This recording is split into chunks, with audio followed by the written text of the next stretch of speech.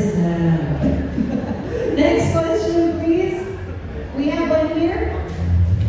We have two. Oh man, it's so bright too. Hi. Could you stand, please? There we go. Thank you. How did weight matter in your showbiz career? Did you lose opportunities or projects because of not being in a proper weight? No, hindi naman umabot sa gano'n. Kasi ako na mismo, there were like parang 6-7 years na nag-stop na ako. And then actually 2017, when I went back to doing films, I did 7 Sundays, I was overweight there. Pero overweight ko dati was only 210. So I was able to bring that down to 170. In 2017, 2018, and then dahan slowly creeping back to 200, and then pandemic, yan, sumira sa buhay ko lang. Yun dapat ako ng ganun kakawin ko. But, ako na mismo ang hindi nagpapakita. So, wala naman, may nag-o-offer talaga. Ang daming offers are always there. But, ako na mismo sorry, but I cannot work. I cannot. I think it's not about losing opportunities. It's just that there are things that we were doing that made us gain weight. Ako at the time I was mayor. And when you're a mayor, every mag-visit ka ng barangay, people will feed you lots of food. And pag ino-offer ka ng food ng mga constituents mo, syempre hindi mo napansin na hindi ako makain na ganyan. Diba?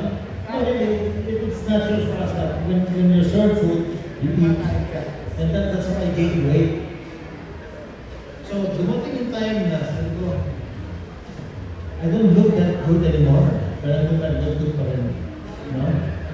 But sabi ko, if I lose weight, then I look better. And I feel better. And I am feeling much better now. Yeah.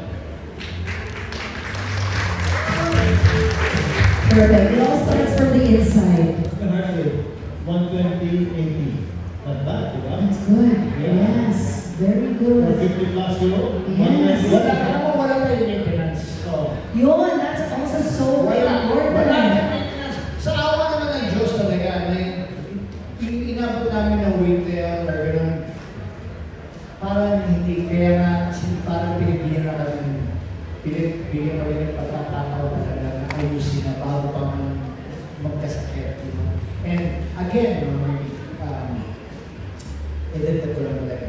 Surgery, maraming salamat talaga sa pagkuha niya sa akin talaga. Kasi it was really, that time I was really so depressed. I would pray, parang Father, parang tulungan niyo na ako ito, diba? Tapos dumating yung offer, surgery, kapapayagin ka namin. Ito yung challenge, ito yung journey. Sabi ng asawa ko, aba, grabe na nasagot sa'yo ng Diyos. Papayag ka na, binayaran ka pa. Bakit hindi ka naman pumayag ka? Ayaw mo rin sa'yo ng balita. Maraming salamat. And it really changed my perspective now sa katawan ko. No? Eh, sa mga dating na taon, hindi ako nag-overpromise because I know it's gonna happen talaga. And maraming salamat, Century, dahil inumpisa ninyo, tatapusin ko. Wow!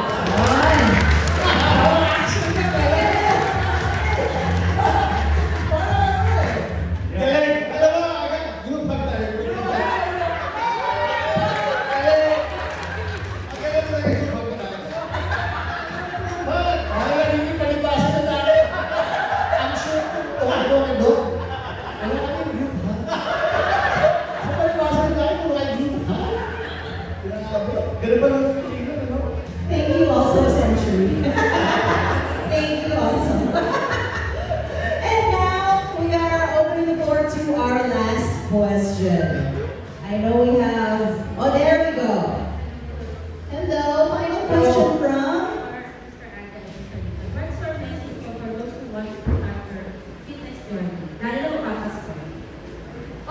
this is a very challenging time for all of us. Because Christmas and New Year is all about food, being with family, and gathering of friends. So, what I can say is, even during this time of festivities, kailangan tuloy-tuloy na yung activity natin. Working out, try to watch our diet. No? We can eat, but do not overeat. Choose the right food. No? Kung kaya mo mag-calorie deficit, no? Against the amount of calories that we burn every day, that's really good. That's your journey to losing weight. It's not easy. It took us 10 months to get here. But believe me, once you get that correct weight that you want, it feels so good, you feel so light, and you feel so much better. And that becomes the best you. Correct? Yes. Pero lang, just tama yung sinabi mo, it's gonna happen whether you like it or not. No? Sa bahay, madami nagpapadala. Madami na regalo, marami kung ano. Pero ulit at isa na medication, tatlong interaction, kaya ko ubusin ko sa isang video. Hindi ako nagbibiro, seryoso ko. Kaya kung may makakapawid mo nito, please lang. Hindi, pagaling mo. Okay lang. Sabi lang ni Goma, balance na. Tikim-tikim. Yes. Hindi ba bawal? Hindi ba? Tikim-tikim. Gusto mo uminom, may madaling naman, ha? Glass of wine. And then the following year, welcome ka lang. Balik mo lang, di ba? Balance. Yes. Sabi nga, everything and everything in moderation. Yes. Including moderation.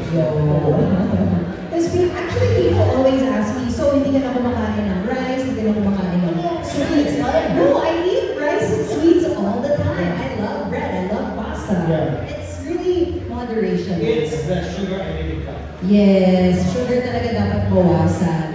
Everything in one. The whole day, about 10. So I cut it down to about 2 or 3. Yes. Yeah, just in moderation. Basta sa akin lang, masishare ka rin isa, palasa to eh. Hindi lang sa lahat ng gandal ko talaga eh. Hindi sa lahat talaga sa lahat. Parang, sige lang.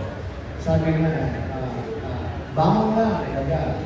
Kung gusto mo magbayad, gusto ka ayusin, don't get frustrated. You know, ang devil talaga, lalawin ng utak natin, nasa sabi sa'yo, okay na yan, okay na lumaki, makasaya sa buhay yan.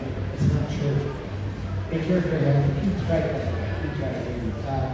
Your health is your wealth. Totoo yan. Nung sinabi ni Aga na frustrating, I know how you feel. You try to diet, you try to lose weight, then you go on a weighing scale. Gagalaw.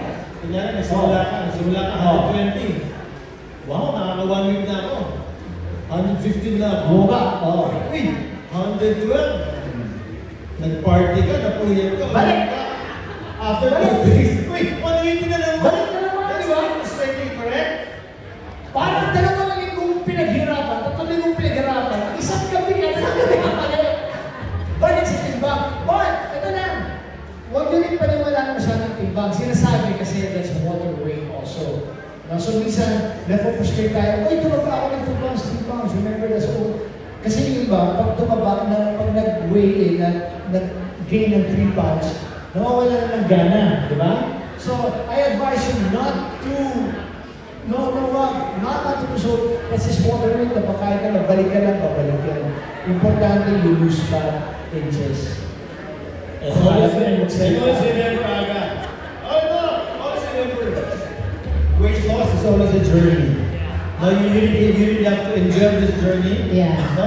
Every moment of it, whether it's difficult or easy, enjoy it. Yeah. No? Until the day now you're satisfied that, oh, this is the correct weight that I like, this is the weight that I want, and this at this time.